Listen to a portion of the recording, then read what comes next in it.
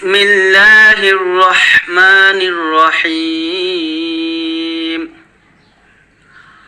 আম্মা, দেখুন এখানে আইনকে মিমকে ধরবে, আম মিম জবর মা, আম্মা। তো এখানে দেখুন প্রত্যেকটা গুণনা কিন্তু কালার করা আছে। তো আপনারা এই কালারটা দেখলে বুঝতে পারবেন এটা ওয়াজিব গুণনা, এখানে গুণনা করতে হবে। আম্মা, ইয়া জবর ইয়া, তা জবর তা, সিন আলিফ জবর সা, এর সাথে চার টান হবে, কারণ উপরে যে মোটা চিহ্ন আসছে। তো আমরা যখন মোটা চিহ্ন পাবো সেখানে চার টান দিব। আম্মা ইয়াতাসা, হামজা জবর আলাম ওয়া পেশ লু, নুন জবর না, আলুনা। তো এখানে যেটা হলো ওয়াকফ চিহ্ন, তো যদি আমরা এখানে ওয়াকফ করি মানে থামি, তাহলে এই লুতে 3 আলিফ টেনে নুনটাকে সাকিন করব, তাহলে হবে আলুন, এরকম।